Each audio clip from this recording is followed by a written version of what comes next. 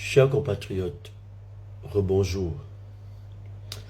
Alors, si je fais cette vidéo, c'est parler du référendum qui va être organisé le 16 novembre 2024.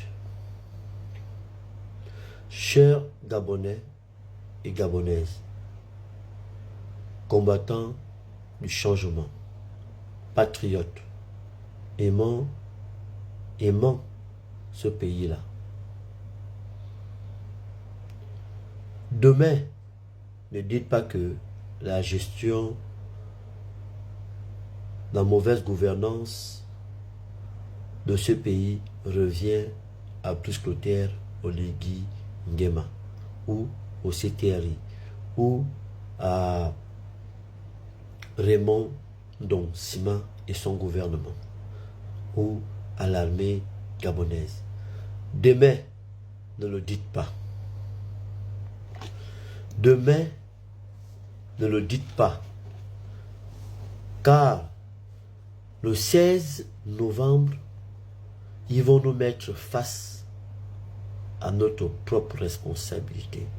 Ils vont nous mettre face à la responsabilité du peuple souverain. Au-delà de tout ce qui se dit de gauche à droite, dans les réseaux sociaux, dans les journaux, dans tous les canaux de communication, le référendum, c'est la décision suprême du peuple et rien que le peuple. Et là, on va nous demander de choisir la loi fondamentale de notre pays, la mère de toutes les lois.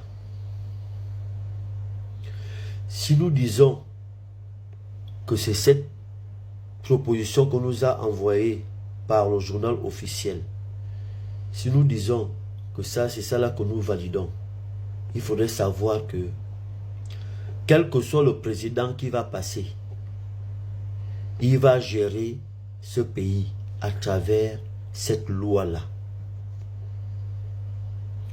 Nous allons faire un travail, mes frères et sœurs et moi. Nous allons faire un tableau comparatif.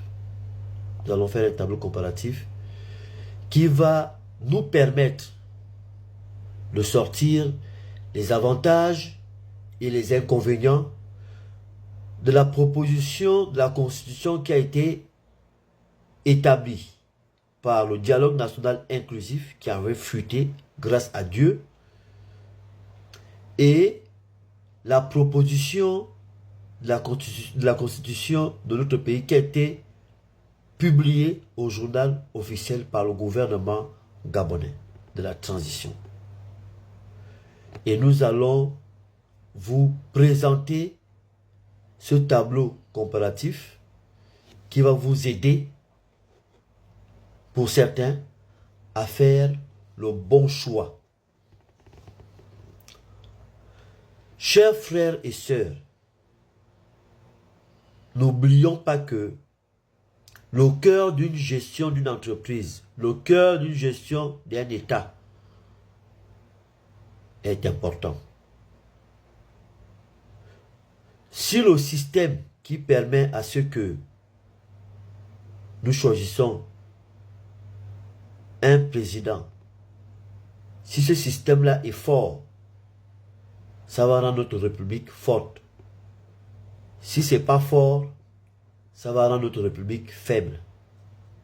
Car ce qui fait la force des États-Unis, c'est leur système électif du poste de président. Ça fait également la force des grandes puissances. C'est le cœur de la décision de tout ce que nous voyons là. La Constitution proposée par le dialogue national inclusif avait à 193 articles. La Constitution proposée et publiée au journal officiel à 100 73 articles. Et c'est cette constitution officielle qui serait présentée au niveau du référendum. Et chaque Gabonais aura le devoir de faire un choix. Et ce choix-là serait déterminant, car à travers ça, nous devons savoir que ça doit amener la protection d'abord du Gabon, la protection du peuple gabonais, la dignité du peuple gabonais, les valeurs du peuple gabonais, la protection de nos enfants. Et ça doit amener également et surtout l'avenir du Gabon. Le 16 novembre ne serait pas sous la responsabilité de Brice Clotaire Oligui, ni du CTRI, ni des hommes politiques, ni des syndicats, ni de la société civile, ni des ONG. Ce serait maintenant sous la responsabilité du peuple gabonais souverain. Donc nous devons prendre conscience de la situation actuelle et de l'engagement que nous devons prendre aux yeux de Dieu et aux yeux de nos ancêtres. Ce n'est pas un jeu. Il y a d'autres hommes qui viendront, qui vont chercher à nous sensibiliser pour nous acheter la conscience. Il faudrait tout simplement les repousser. Car on ne peut acheter la conscience de quelqu'un lorsqu'on parle de l'avenir et de la protection de son pays. Celui qui va le faire va te prouver qu'il est en train de vendre ton pays. Or, il serait bien qu'il t'explique les avantages et les inconvénients s'il y en a, si c'est possible, pour te permettre à toi seul de prendre la bonne décision. Et sachez que la décision que nous allons prendre n'est pas pour nous. C'est la décision que nous allons prendre pour nos enfants. Nous ne sommes pas obligés de voir le Gabon déjà développé. Mais nous sommes au moins obligés de participer au processus du développement du Gabon. Je ne suis même pas sûr que même Brice Clotaire Oligui Nguema ou le futur président gabonais pourra voir le Gabon développé.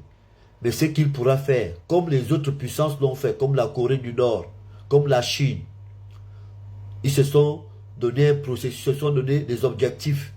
Et ils ont mis en place une procédure, un processus pour atteindre ça dans 50 ans, dans 100 ans. Nous aussi, nous devons penser comme ça.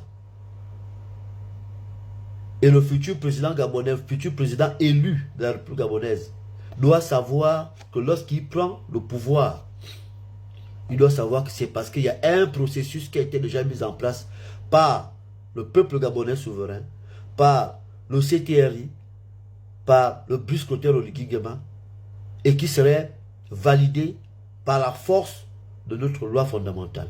C'est ça qui pourra lui permettre de continuer ce processus-là, pour que même après lui, celui qui suit, continue à suivre, pour que dans 20 ans, dans 30 ans, dans 40 ans, le Gabon puisse atteindre les objectifs qui avaient été assignés par nous maintenant, qui sommes devenus les pères fondateurs.